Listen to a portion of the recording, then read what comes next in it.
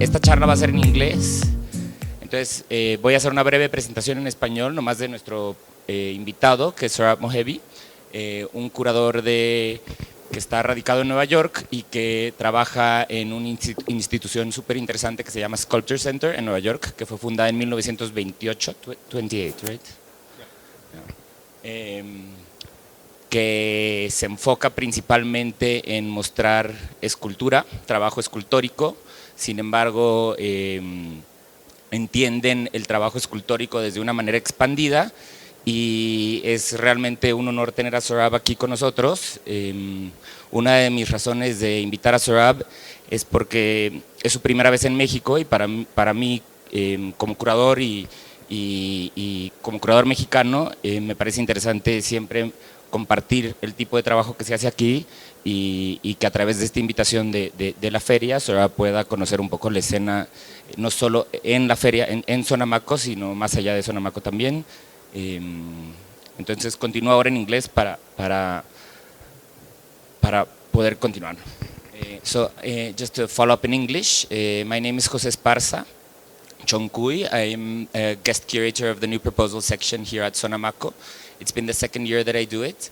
I also work as executive director and chief curator at Storefront for Art and Architecture in New York. It's been it's very exciting to have Sohrab Mohebbi here with us, who is a curator based in New York as well. He's a curator at the SculptureCenter in New York, which is a non-collecting, non-profit organization that's been presenting sculptural work since 1928. It's very exciting to have him here, not only because the organization where he works is really rethinking the concept of sculpture in an expanded sense. You might go and visit the SculptureCenter in Long Island City and sometimes see exhibitions where maybe there's no sculptural work, but like a video show that you did recently. I think one of the main reasons that I wanted to have Sohrab with us here is not only for this talk and this presentation about his work, but also because it's his first time in Mexico City. And I think that this week and the art fair is a great introduction to the type of art that's being made here and what it reacts to. Of course, Sohrab, in his couple of days here in Mexico City, will get a chance to see the art fair, but also meet artists and see different museum exhibitions. And that's something that that I consider very interesting in his practice. That one of the things that he wants to focus on today is this concept of decentralization, and what does that mean? The program that he's been presenting at the SculptureCenter for the last year and a half, since he joined in April 2018, has really focused in decentralizing where like these art centers and who gets a chance to present work and what that work responds to or what it is about. I think that as a curator myself and the type of program that we try to present at Storefront, we really also try to consider global, kind of the different geographies where art is produced and presented, and what that contributes when it's presented in institutions like the SculptureCenter that have been maybe historically been presenting mostly white artists from the New York area. So with that brief introduction, I will pass on the mic to Sohrab, who will tell us a little bit about his practice, a little bit more context about the SculptureCenter as an institution, and some of the exhibitions that he's been working on. And then we'll tease out, quite informally, these ideas about decentralization and other concepts that he's been thinking a lot about. So thank you, Sohrab, for joining us. Thank you, Jose, for inviting me to Mexico City, and thanks for organizing these conversations. It's a pleasure to be here and to be in conversation with you. I'm gonna kind of talk a little bit about SculptureCenter as an organization because I'm not sure if people are familiar with it, and then kind of try to think through some of the ideas that Jose mentioned, but hopefully we can connect them to the images and to some of the shows to see also as an experiment of how much these things actually come together or not, because sometimes discourse falls really further and further apart from actual practice. So one of the hopes is that we can really insist on an idea of a practice and less on discourse. So that's kind of what I've been also thinking about. So the Sculpture Center is a very old organization. It started in 1928, so over 90 years now. It was initially a more of a workshop and a clay club where mainly people, made sculpture, and gradually over the years it became more of a, let's say, console format where mainly we commission new work or exhibit works by artists who, let's say, haven't had a major presentation in New York. And since 2001, we moved to Long Island City, right by PS1, into an old, into a building that was built in 1905, and it was a trolley repair shop. So it's you can see it a little bit in this image. So we have really, really high ceilings. It's a brick building, and we also have this gantry there, which was used to pick up the trains and work on it. And it's 2 levels, and the 2 levels of the institution are also very different. We're going to see some photos from upstairs and downstairs. But one of the things that also I really enjoy about this place is it's not a white cube. So that's also for me working previously at Red Cat in Los Angeles, which was a white cube, and white cube has its own possibilities. But it was also really a great challenge and really a great experience to work in a place that is not a white cube. So that was one first kind of question when I got to Sculpture Center. It's like, how are we gonna work with the space that already has a lot of character, but also it creates a lot of possibilities. One other thing I want to say is that, of course, like Sculpture Center is in New York, and New Yorkers, and not me, I'm not a New Yorker, really believe that New York is the center of the art world and so on and so forth. And there's always this kind of anxiety about going across the river. So we're in Long Island City, and it's really easily accessible. However, for the psychological geography of New York, it's like, oh my God, we gotta go to Long Island City. So it already like feels just slightly out of the center, which I think is interesting in a way that even that slight distance, it seems like it creates a possibility for experimentation in a way that I feel is really generative. So it's not only the space, but it's also the location. The location, obviously, we're not the only museum there. So PS1 is there, which is now part of MoMA, and it's pretty huge institution. The Noguchi Museum is there. The Museum of Moving Image is there. Further out there is the Queens Museum. So we're not isolated institution, but still like somewhat outside. Jose mentioned this question of decentralization. I kind of want to like focus a little bit on that as a curatorial strategy. I hate to also use the word strategy because it feels too intentional.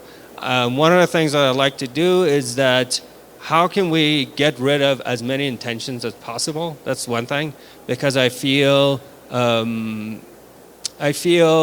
there is a pressure to kind of work within certain structures, certain calendars, certain formats, certain, there's always a press release going out before the show. There's always, the cart is really riding the horse, I feel, more or less in the art world now. So, but I want to talk about decentralization because, especially, I would say in New York, but I would say this is kind of like becoming more of a global discourse, is that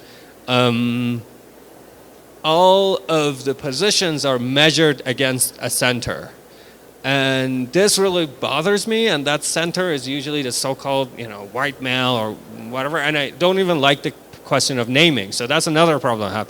First, I don't want to name, because by naming, we're already making a reaction. We're already positioning that center, and I don't want to react to that center. So that's one thing, because I don't believe it's a center. I grew up in Iran, Jose grew up in Mexico, we're right here. There's no reason for that to be center and for us to insist on this project of centralization. So that's why I don't like to use like the preface of D. So we say decolonize It's like we already insisting on the process that already happened. And maybe I'm saying decentralization against the center, so there is dialectics in there. But I'd really like to kind of feel, how can we be absolutely ambivalent?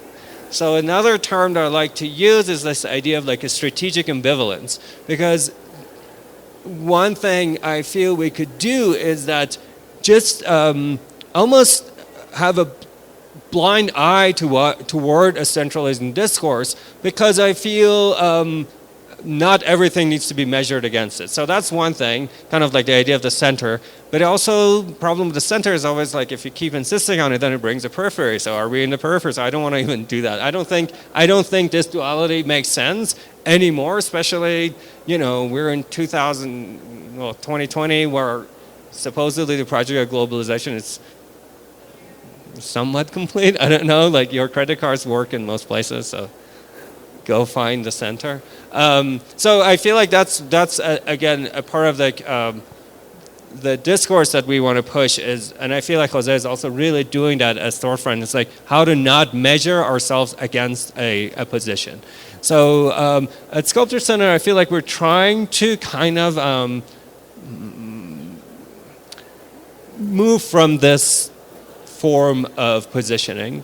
And another thing that I would also briefly say is it's a question of critique, which is also very much a kind of like hegemonic discourse in contemporary art, because I feel, once you step into the art school or curatorial school or art history school, we start reading about, what Benjamin Buchloh said and what Frankfurt School said, and it's a totally established kind of form of thinking, and I'm not criticizing it in discourses, but what I'm trying to say, the problem with critique, especially coming from, centralized Western institutions, is that by now turning the mirror and accepting themselves as the object of critique, which I think a lot of institutions are doing that, what happens by doing so is that, again, you become the center of the discourse. And I find that really ironic. So it's not only that you're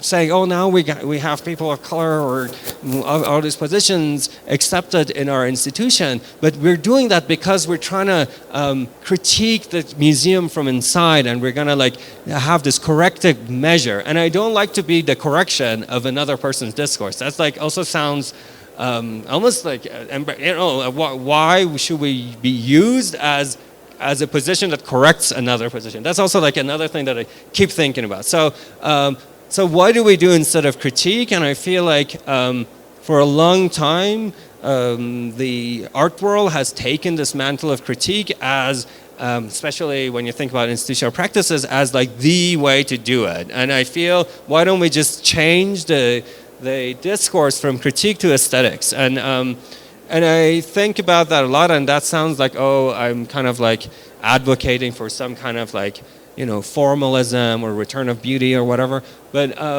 rather, instead of saying that, I really liked a Japanese theorist, Yuriko Saito, who she talks about this question of we cannot create beauty somewhere on the expense of creating ugliness elsewhere. So this sounds like a really easy thing to say, but then I feel like if we think about aesthetics discourse as in this way, then it does obviously have a function in the way that we will live our lives. So we cannot insist on certain kind of project of beautification that destroys some other context, being an ecological situation or economic situation, so on and so forth. So I just want to insist on thinking through project of aesthetics from a very almost local and vernacular also projects of aesthetics. And I don't know how it is in Mexico, but I would say there are a lot of these what I call minor universals all over the world. So, in Japan, there's certain forms of aesthetic practice are practiced daily. So people talk about the tea ceremony that Yuriko Saito, for instance. In Iran, you have this idea of adab, which is ways of being in this world. In Scandinavia, you have that. So I'm just really thinking about the aesthetics as a way of being in this world. And I feel again, this is a real long way to get to the program, but I'm just like trying to say that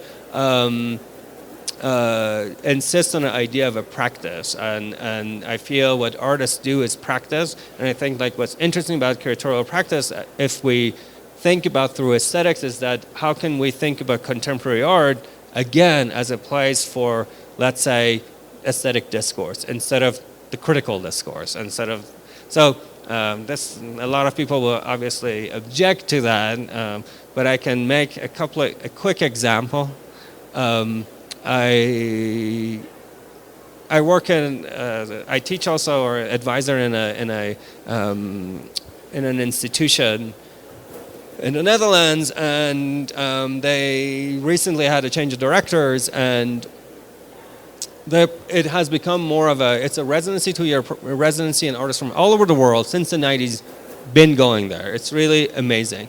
And I feel one of the things that was really great about it is as you can be the guy who puts a bunch of twigs together, or be someone who, is like a, structuralist filmmaker, or you want to be, a Hans Hake devotee. So all of these people would get together for 2 years and make their own art, and they can influence one another and whatever.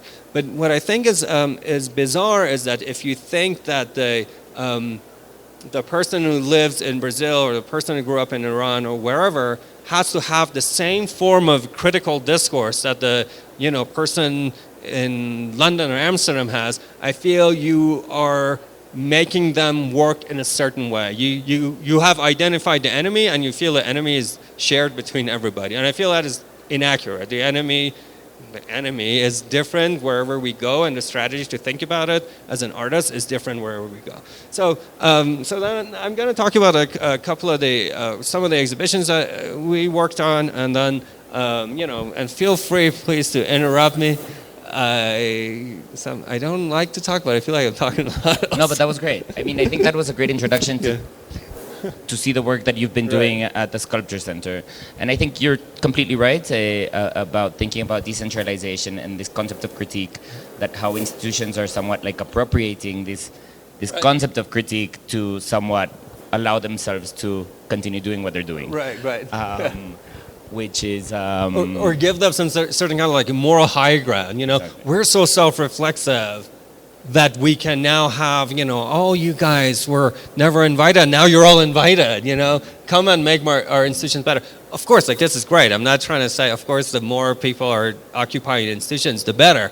But it's always done within the process of critique, and that I feel is really challenging. And what is a like long-term relationship with these new communities or with these new audiences?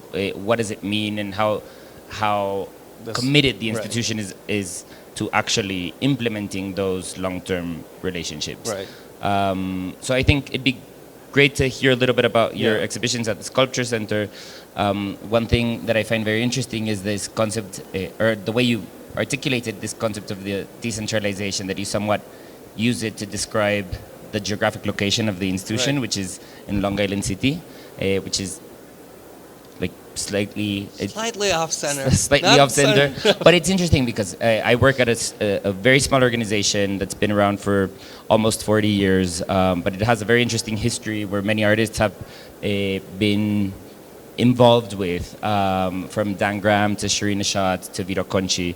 And we also use this concept of the downtown organization, right? So which is this geographic kind of like off-center. We're not in Midtown. We're not, of course, like not MoMA, but like then there's other organizations that are very close to us that also use the Bowery and the downtown vibe to kind of distance themselves. But also to legitimize their history, which I find quite interesting.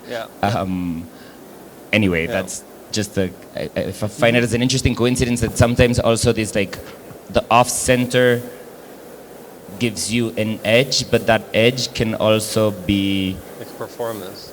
Exactly, exactly. Used to your advantage in a complex way. No, it's true. I mean, we all need to brand our institution. This is also. It seems like it's a very New York institution, but I really think conversation. But I really think that the ideas that Sohrab just shared really can be applied to many of the things that curators in Mexico are thinking about and that are important for artists practicing in Mexico? I don't know if there's artists or curators in the audience, but I think that this conversation is very much yeah. I mean, sort of for them. I feel like really interesting that we're in conversation because I really think we need to kind of push for this idea and see how it will manifest itself in an institutional practice that is not self-congratulatory at the same time. So one project that this is the first exhibition that I mounted at SculptureCenter. This was in the winter of 2019, and it was a solo exhibition by the Turkish, she would not like to be called Turkish, Turkish-born artist, Banu Janatalu. And Banu's project, which, again, what was really amazing about Banu is, again, like this idea of what is an artist's practice and how to archive it, how to preserve it, and how does it manifest itself. So Banu Janatalu did a project that we're going to see some images, some install shots of it, that was all of her visual archives for a span of 10 years. So it was roughly from 2008 to end of 2018, to May of 2018. And what does that mean is that it translated into a moving image file of 127 hours, roughly. So we cut it down into, we are open 6 hours every day, so it took around like 26 days, I feel, for each loop to be completed. So, you know, on the one hand, this sounds like, oh, this is this artist, you know, whatever, like, they wanted to show all their archives. But what's interesting about this is there were certain rules. There were no editing. It was all chronological. The still images were all 4 seconds. The moving images were up as long as the moving image file was. And everything was put in there. Nothing was taken out. So therefore, the length of it. But what she's, yeah. This is her personal archive. Yeah, right? this whatever is, she had collected exactly. in the last 10 years, in those 10 years. Yeah, it was every image that she has made or has received. So if you send her a photo, it will end up in there for 4 seconds. But also, for instance, if she would go for a research trip in Korea and film every location that she went to and everyone speaking Korean, it was also there for 12 hours, which was really annoying if you walk in there. Like me, I didn't understand anything about what they're talking about, and neither did she. But so there was no intervention in this. So there are a few things that happened in there. One, you see the history of one artist through her travels, her exhibition histories, the context and various people that she was involved with. Also, she started, you know, she gradually, of course, like certain moments happen in her career. I mean, she has a show in the Kunsthalle in Basel, or she's in Documenta or whatever, you know, but, you know, you can see the kind of like progress. I don't like to use the word progress, but kind of like different moments in someone's life. You see the birth of her child, and toward the end, she is around 10 years old. So there is this amazing intermeshing of a professional life with a personal life. And also you see the past 10 years, which I would say there was a really shift toward right-wing discourse, both in Turkey, where she's from, that Erdogan is gradually becoming more and more powerful. We see it through this work, and also elsewhere. Another thing that I would say is that in 2008, Banu Janatalu started another project which was called The List. And The List was a project that she took on herself, and that is a list of every migrant who died on their way to Europe or in the borders of Europe. So she's been maintaining this list in collaboration with a few organizations. One of them is called United Against Racism, which is based in Amsterdam. So the project starts basically with these two life commitments. One of them is her daughter, and the other one is the project of the list. So another thing I would say is a strange survey of 10 years' work, because you can see, depending on what time you see another moment of her career. And the other thing is that obviously no one ever saw this exhibition in full, except for Banu herself. So I've probably seen the most of it, and Banu have seen all of it, but if someone came for 5 minutes, that's all they would see, and if someone spent 2 hours, so it was also introducing the question of temporality in the show. So maybe we can look at all I can show you is that, of course, there's no way to document this project. Everything that we see is just like one single shot of a 127-hour film. So, but there's the first image. I think maybe come back, but can we show the first image a little bit? That's of course the World Trade Center, because she was working in New York when the towers were still up. So she was a photographer for a fashion magazine called Purple.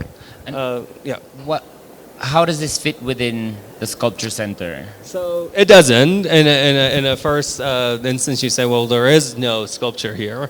But Banu has made a lot of sculptural work that carries on through this 127 hours. So in a way, I thought about this as a survey of Banu's work in the past 10 years through kind of the artist's personal archive. And you can also, one thing I always think about survey exhibitions, which is the emotional content for the artist is really crazy. So if you see 40 years of work or 20 years of work or 10 years of work, for us, they could be artworks.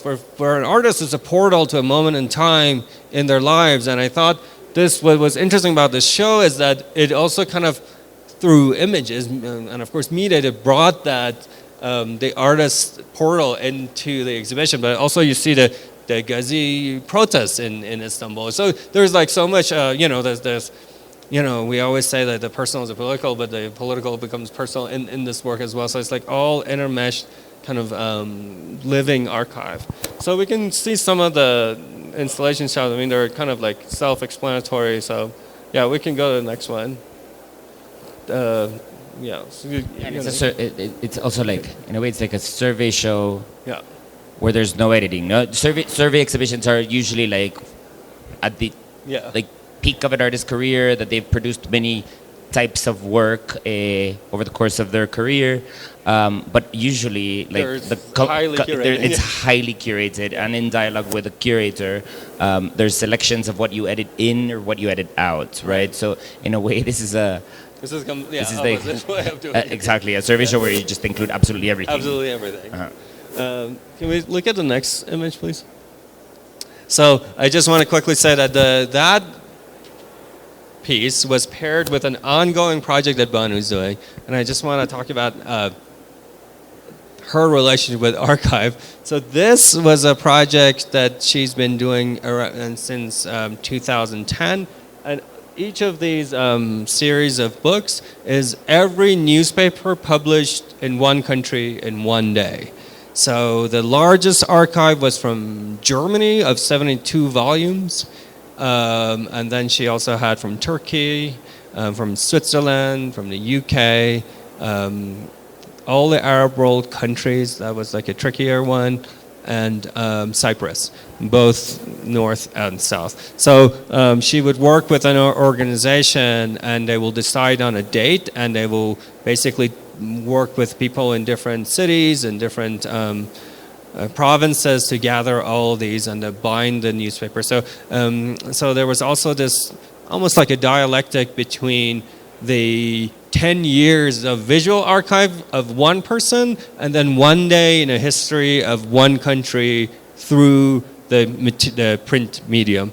So, and people could go and browse through them. And one thing that I would say is that she I think just did the Turkey one again. And when she did it in 2011, I believe it was 2011, maybe it's 2010, it was, the moment that people were saying, oh, Istanbul is the new Berlin and blah, blah, blah, And now, so there were a lot more newspapers, and of course a lot of these newspapers no longer exist. We're also looking at the decline of the print medium, so this is an interesting record of a moment where we're really going from printed news to more and more news that is on the cloud. So there was this kind of, again, these two works were kind of like mounted together to create this information or correlation between. So we can go to the next slide.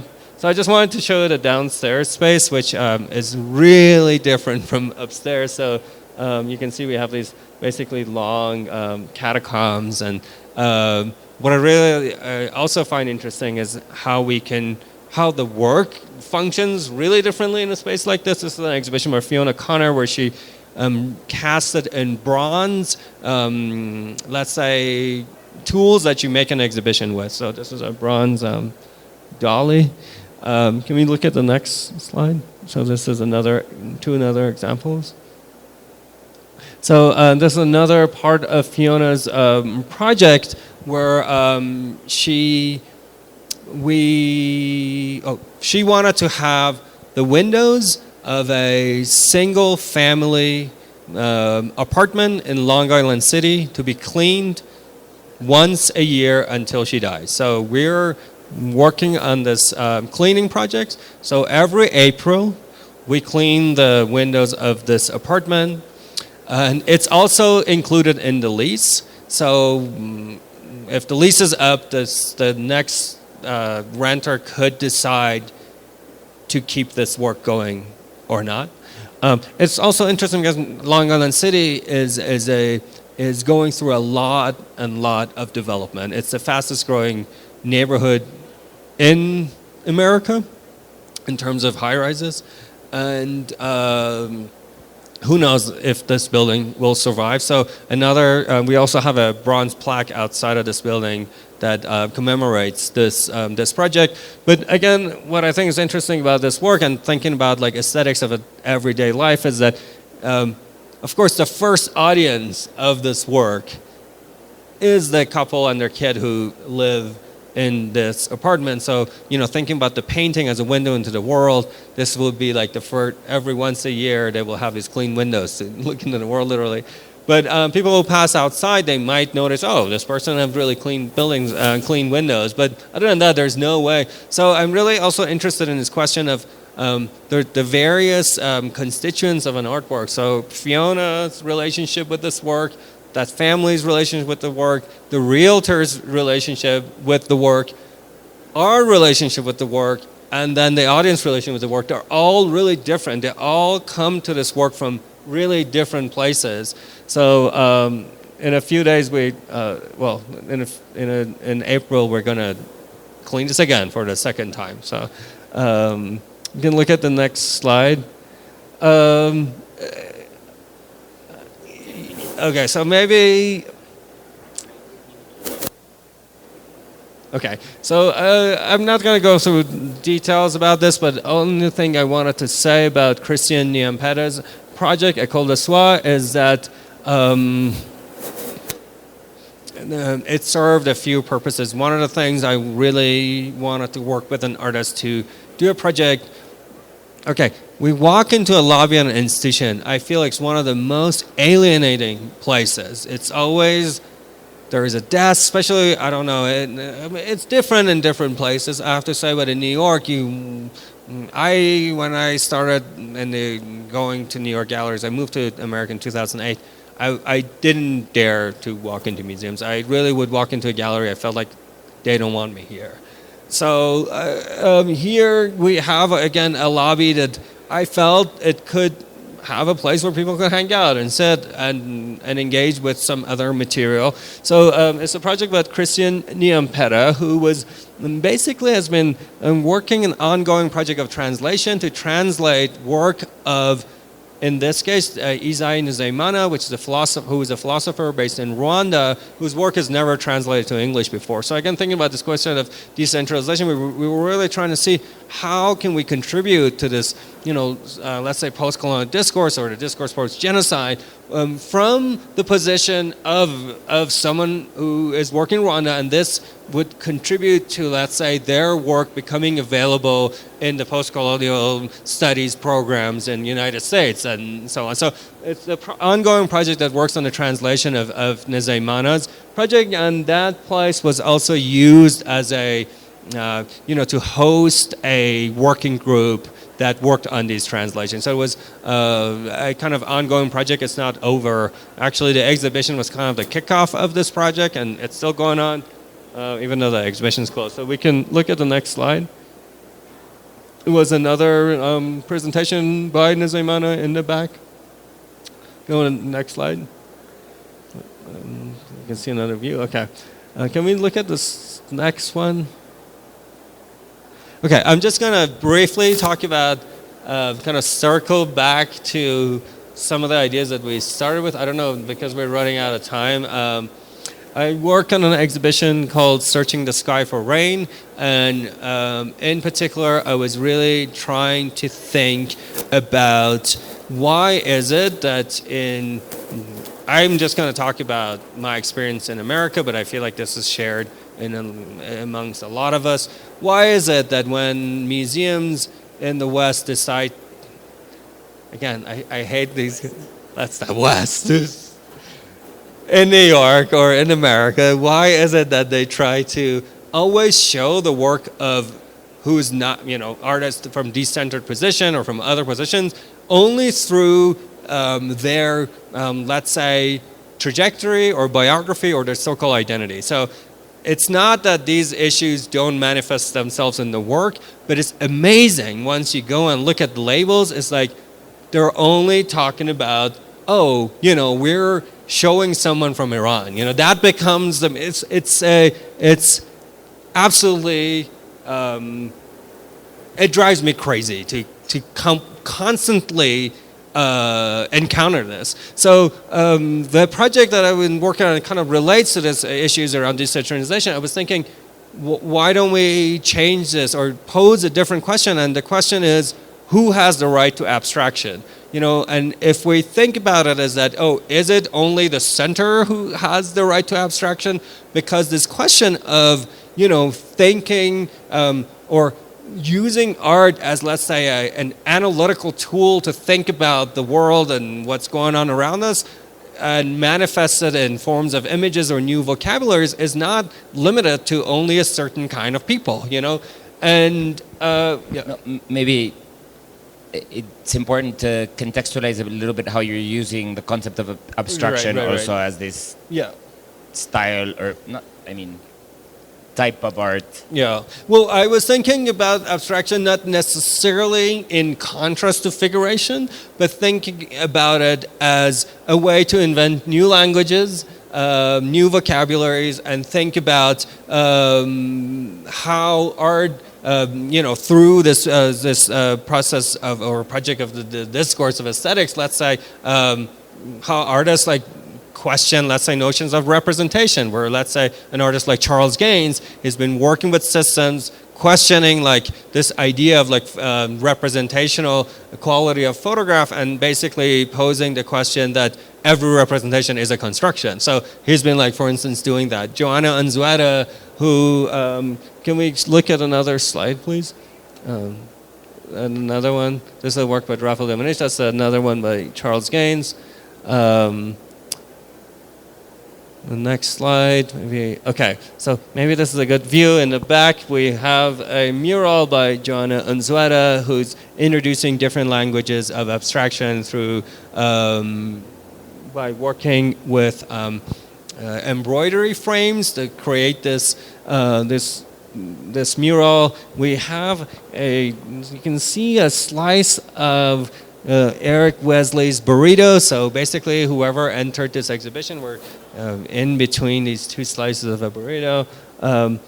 hanging there, we have a piece by Rendon Johnson, which they've been putting rawhide in the back of a Brooklyn, in a backyard. So they've been exposed to the elements, and they change and they shape them. So, thinking about this idea of the commodity, this living commodity, and putting them in the museums. Can we look at the next slide? Next one, maybe?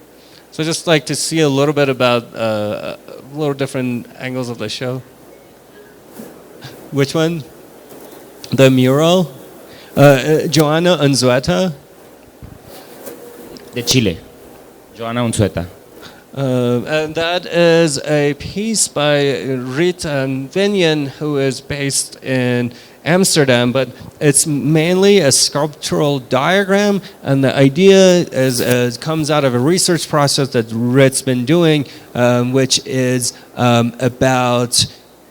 it's called 16 Conversations in Abstraction, and she's been thinking about the works of mainly female artists who were excluded from the canon of abstraction. She's been doing this research for almost 10 years now, or maybe a little less, but what was important is that there's not a lot of characters that she found, there's not much historical records around them. So she gathered all the historical records that she could and created the diagram that kind of refers to those conversations. See the next slide? And that's Rin basically occupying the top of the walkway of SculptureCenter. We look at the next one. I don't know if we have time, but I could maybe we can wrap up by thinking about Raphael Dominic, his exhibition is on view now at SculptureCenter, and it's called A Model to Exhaust This Place, a SculptureCenter Pavilion. And Raphael was really interested in engaging with the gantry. Can we look at the next slide? Or maybe the next one? This is good. So he's been engaging with the gantry to create this a form of decentralized architectural pavilion that during the day could function, as a model, as a sculpture, and as a pavilion. But in the evening, it's completely modular. So these big panels that you see, they go back and forth and they rotate, and they create different spaces for discussion. So we've been having concerts there and panels there and different kind of presentations and using basically creating different possibilities for these gatherings. And he also made these chairs, which are the kind of like a version of the Bantu chair, but basically you just put the two pieces together and you can create a chair, and you can also have the panels against the wall. Can we look at another photo? So you can see the panels against the wall. And the other thing about this show is that these chairs are also distributing the work of a Cuban exiled poet, Severus Sarduy, who was also part of the Neo-Baroque movement, but also wrote a lot of concrete poetry. So thinking about an exhibition, again, as a place to distribute this material. And Sarduy was also, in his work, was really thinking about the kind of, let's say, a project of decentralization through thinking about the position of exile and migration, and how that is basically a drive behind discourse in his work. So Raphael also opened up this hole in the wall, so from the lobby you could see inside, and from the inside you could see outside. And the chairs, of course, become pages of the book, but also where you can sit, and then later on, create different sentences, as you can do when you deal with a book of concrete poetry. I don't know, maybe I can stop here, but... No, I think it's a good place to stop, because somewhat, in a way, Raphael's exhibition somewhat decentralizes the exhibition space itself by decomposing the gallery space by these movable partition walls, by these chairs that become flat sculptural works, or I think it's interesting to how he is rethinking, but also like connecting with the history of the building, somewhat like using those the infrastructure that's in the ceiling and whatnot. But just to maybe wrap up, and I don't know if should we open it up to questions or Yeah, we can do that. And one thing just to end up about Raphael was like the claims of a contemporary art space is that, oh, we're a place, we're a public institution where people go hang out and look at art, and also we host public programs, like all of these things, and how those claims could also, you know, become different aspects of a single work of art. Yeah, but yeah, we can open up if there are any questions, or we can just wrap up. One question, if there is any. It seems like there's there's one, and then we'll wrap up because there's another talk happening soon. No? I'm a New York artist, and I think we accepted at least 30 years ago that New York is the center of the art money market, but it's not the center of the cultural market. You have to look way beyond New York to find culture. That's a good way to close. Exactly. Thank you for coming. Gracias por venir.